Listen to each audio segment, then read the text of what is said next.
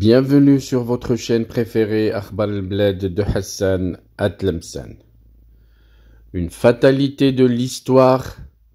Depuis la création de l'Algérie par la France en 1962, cette Algérie qui a toujours pleurniché. Dans son entretien exclusif avec un média marocain, Xavier Drincourt déclare: l'Algérie trouvera toujours un bouc émissaire à ses difficultés. Des diplomates comme lui sont monnaie rare de nos jours.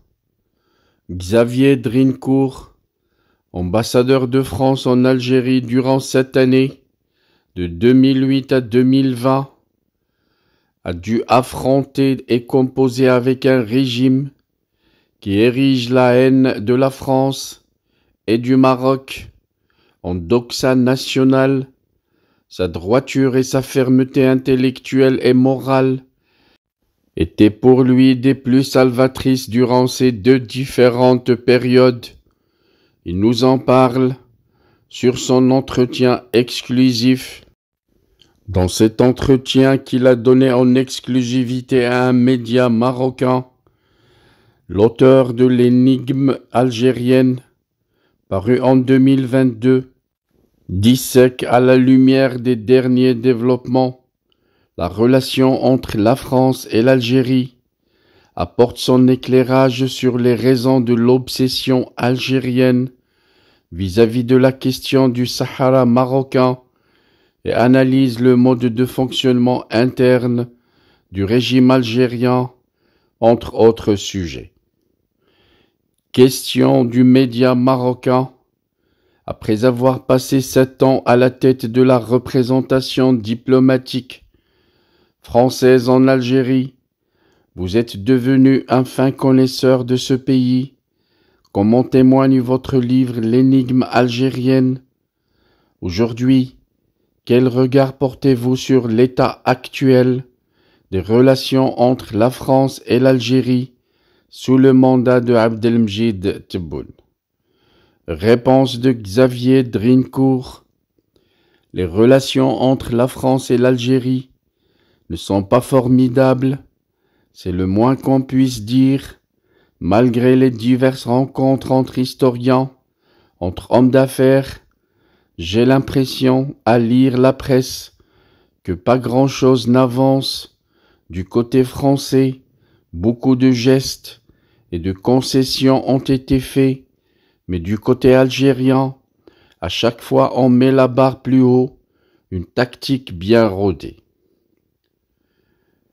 Question: guide des relations entre le Maroc et l'Algérie. Comment analysez-vous l'hostilité de l'Algérie, qui abrite le Polisario, à la marocanité du Sahara et au Maroc, que vous avez qualifié dans votre opus d'éternel bouc émissaire du régime algérien?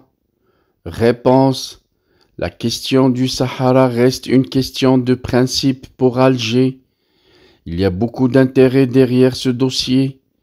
Il n'y a guère aujourd'hui que l'Algérie qui s'intéresse encore à cette question. Elle voudrait en faire un dossier capital, un peu comme l'Alsace-Lorraine autrefois, entre la France et l'Allemagne. Question: vous avez affirmé à maintes reprises que l'Algérie n'est pas le Maroc. Qu'est-ce qui distingue à vos yeux ces deux pays voisins, notamment sur les plans politico-diplomatiques et culturels? Réponse: le mode de gouvernance des deux pays est différent. Le passé est différent. L'histoire également, et bien sûr les relations avec la France sont différentes.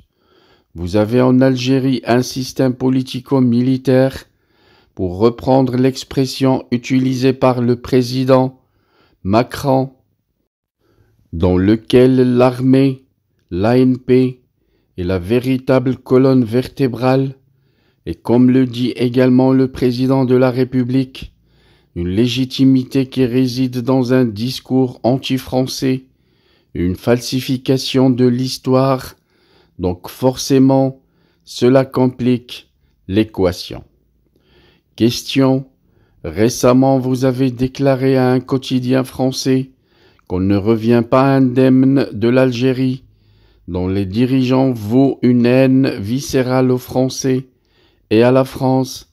Avez-vous déjà craint pour votre vie là-bas? Réponse. Question sensible à laquelle il est préférable de ne pas répondre. Question. Vous avez à plusieurs reprises dénoncé les accords de 1968, équivalent à un calendrier de l'Avent, au profit de l'Algérie, puisqu'ils offrent un statut discriminatoire très favorable aux émigrés algériens. Croyez-vous qu'il est temps aujourd'hui de l'abroger? Réponse. C'est exact. La note de la Fondapol sur la nécessité de revoir ou d'abroger l'accord de 1968 en mai dernier a été reprise par une bonne partie de la classe politique française, du Rassemblement national à Édouard Philippe, en passant par Éric Zemmour, Nicolas Sarkozy, Éric Ciotti, Gérard Larcher et les autres. Le ministre de l'Intérieur n'a pas souhaité reprendre l'idée, mais indiscutablement, la question est désormais sur la table. Question. Vous avez constaté de visu la montée en puissance depuis 2019 de l'armée algérienne de façon omnipotente et inédite. Aujourd'hui, toutes les analyses s'accordent à dire que l'Algérie est dirigée à 100% par une junte militaire. Partagez-vous ce constat? Et quelle place reste-t-il pour la diplomatie dans un régime régi essentiellement par des généraux? Réponse. C'est plus compliqué que vous ne le dites. Non, l'Algérie n'est pas, en tout cas c'est mon sentiment, dirigée à 100% par l'armée nationale populaire.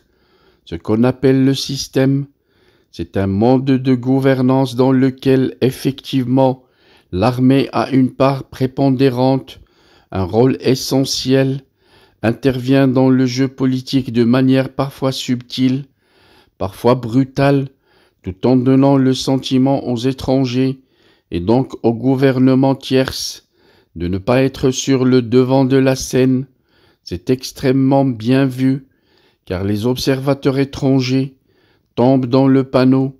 Il y a des institutions souvent calquées sur les institutions françaises, un parlement, 2 chambres, un président élu pour 5 ans, même un conseil constitutionnel, mais le jeu politique ne se situe pas là, il se situe ailleurs. Question. Selon vous, jusqu'à quand le régime actuel pourrait-il maintenir sa vitalité et sa pérennité grâce à l'armée? De l'avis de plusieurs observateurs, l'ère post-pétrole est d'ores et déjà annonciatrice d'une kyrielle de difficultés, notamment socio-économiques. Réponse. Impossible de le dire. L'armée veille et tant que le discours anti-français est mis en avant, il y aura toujours un bouc émissaire aux difficultés du pays.